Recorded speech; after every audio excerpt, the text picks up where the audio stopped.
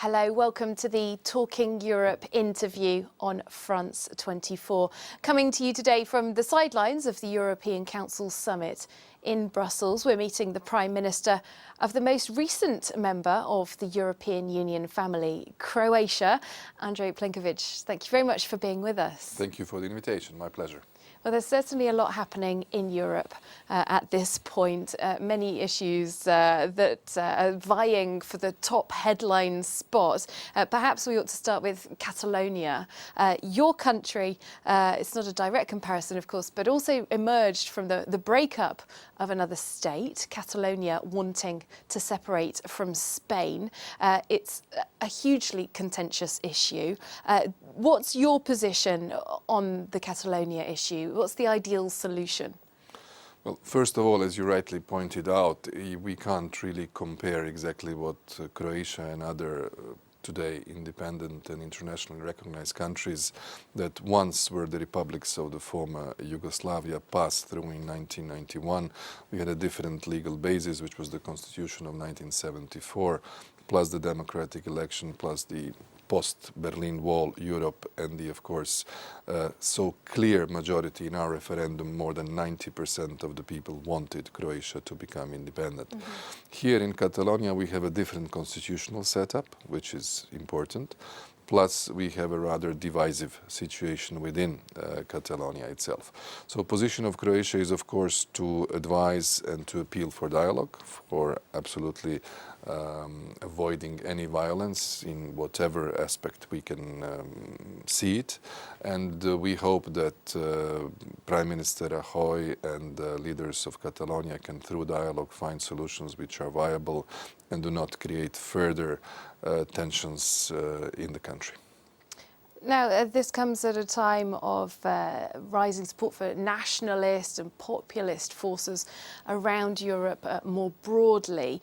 Do you see the Catalonia situation as being a danger to the European Union, to its broader stability?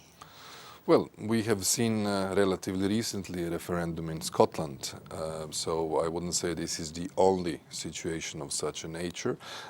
I think that the issue of fragmentation of some of the member states is a latent one, but I believe that today, when you look at the European Union, when you look at the competencies of states, when you look at the competencies of the EU itself, of the mixed competencies, I think with the principles of subsidiarity and proportionality, we can very much address the participation of different layers of government.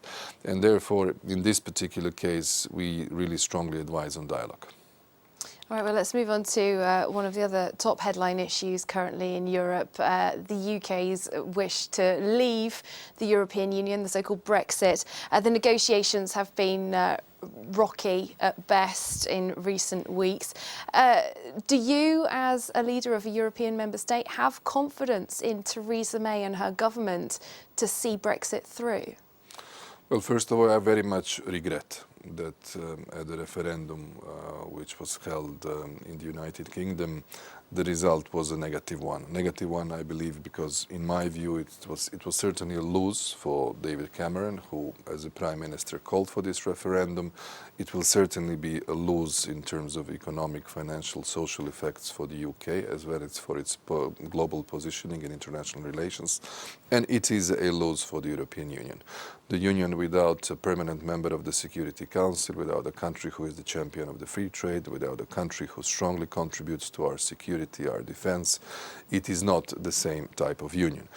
Also in terms of budgetary implications because of the contribution of the United Kingdom. So I have the feeling that Theresa May and her government are now being given a task that she has to thank for someone else. And it is a sort of ungrateful position, if I may call it that way. But what I saw in her speech in Florence, in my view, it was a little bit like a testament of the UK regarding the EU, and she wants to go further. What we are walking into is the uncharted waters. Article 50 exists only after the Lisbon Treaty. We've never implemented it before, and it's a new exercise both for the EU, for the Commission and for the UK.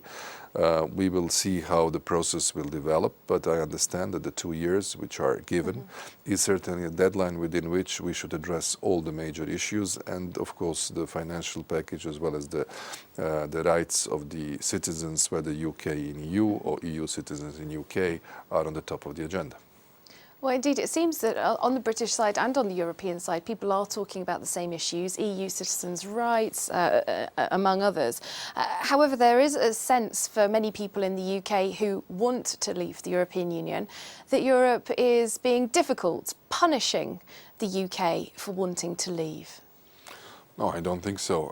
First of all, nobody pushed out the United Kingdom from the EU. On the contrary, I even believe that many people are actually sorry for this fact, and it was a national decision. We have issues, generally speaking, with referenda on EU dossiers in other European countries. It's very difficult to win a referendum on the EU topic today, no matter whether it's UK or some other countries, because of the populist forces, because of the sentiment, because of the new communication, media, social networks environment. And it is a type of communication where there are, honestly speaking, many false information sort of flowing around as if they were truth. I remember. Perhaps as well, Europe is a little bit too set in its ways, not very good at communicating about itself. Yeah, maybe, but that is rather a technical issue. I think we are now in the phase where the news lasts very shortly. People are becoming very superficial. It's all headlines. It's several 140 dots or something else. It's not, in my view, enough to go deep into the dossier, because this is the whole problem. And I remember that debate. I had the impression all the time that people were really overwhelmed with the false data and sort of threats and non-accurate information, and I don't think that was fair. So if it was a bit more fair, the whole debate, then maybe the result would have been different. There are those in the UK talking about there being a second referendum, a reversal of Brexit. Do you see that as a possibility? Wouldn't that be incredibly destabilising once again for the EU? Well, that is a matter also for the UK, but it's very unusual to have second referenda on such an issue, because it was a national issue.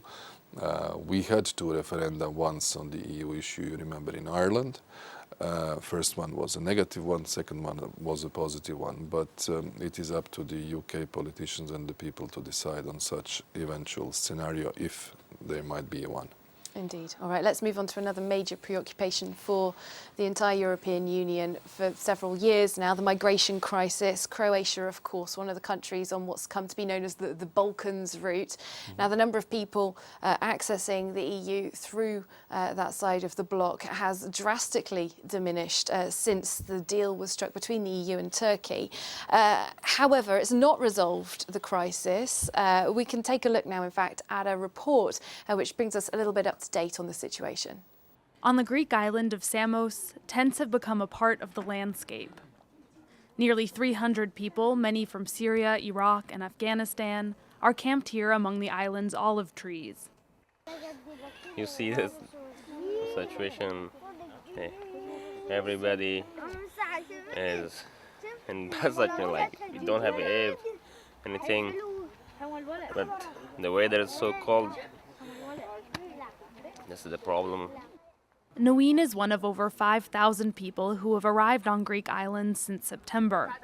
The country is seeing its highest rate of daily arrivals since March of 2016. That was the month Turkey agreed to take back migrants from Greece in exchange for billions of euros in European aid. The landmark deal caused arrivals to drop, but they've risen again in recent months, filling reception centers like the one in Samos to over twice their capacity. We hope that there will be measures in place to mitigate the risks from the winter. Already the conditions are very difficult, because in a center that its capacity is for about 700 people, we see now that there are more than 2,000 people. The surge in new arrivals comes at a time when aid organizations have had to lower their presence on the ground. To combat the overcrowding, Greek authorities have begun transferring some asylum seekers to the mainland. But with the Balkan route closed, refugees still have to remain in Greece during the lengthy asylum process, another stipulation of the March 2016 deal.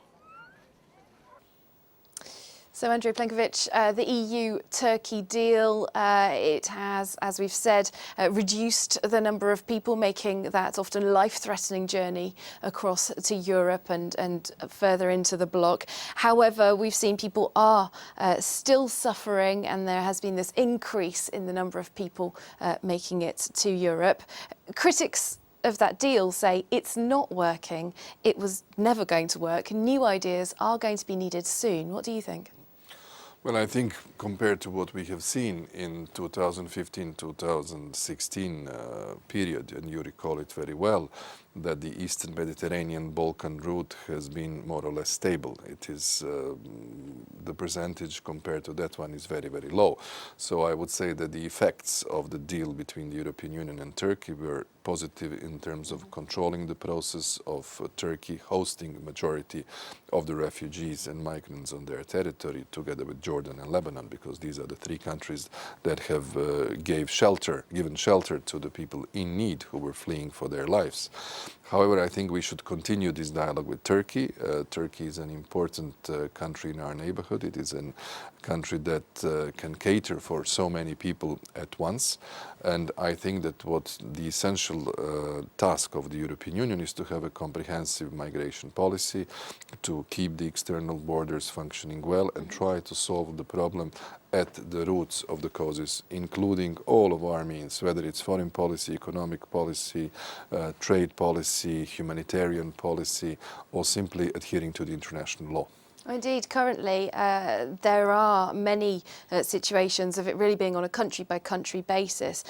In recent months, we have had reports from Human Rights Watch that police at certain border points in Croatia were forcing asylum seekers back across the border into non-EU member Serbia.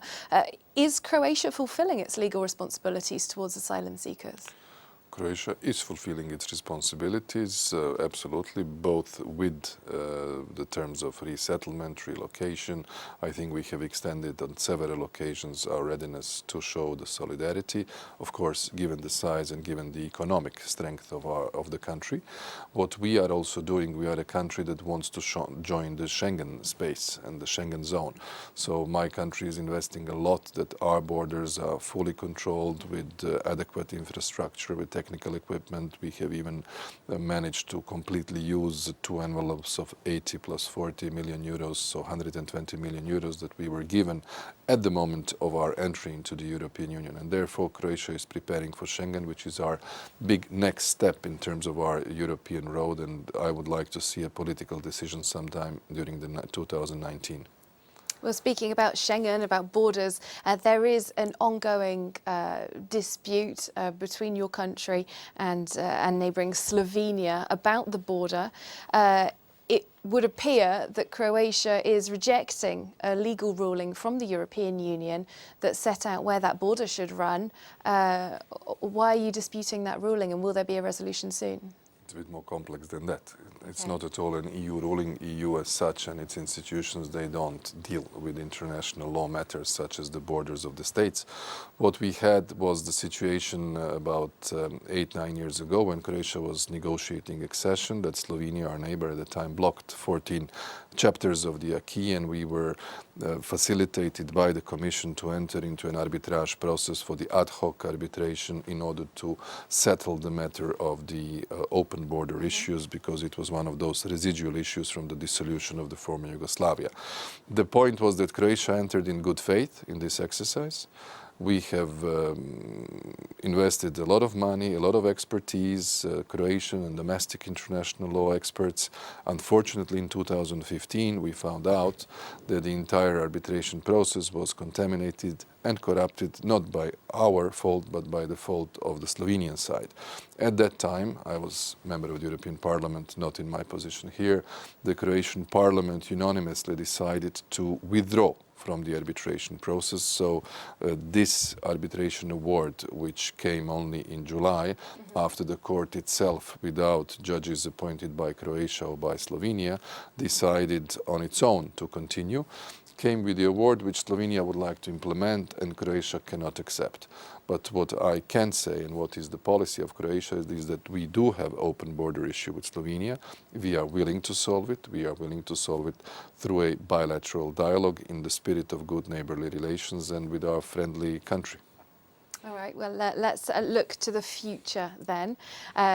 Croatia has, as I've said, been a member of the European Union for 4 years. You've been in charge of the country for 1 year. It's, your anniversary has just passed.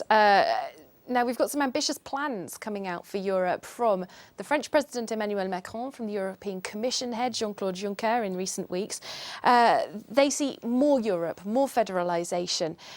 Is there perhaps, though, a risk in that, in sort of pushing too hard, that this could present a challenge to those parts of Europe that are feeling a little bit more hesitant about that? Could they be too ambitious?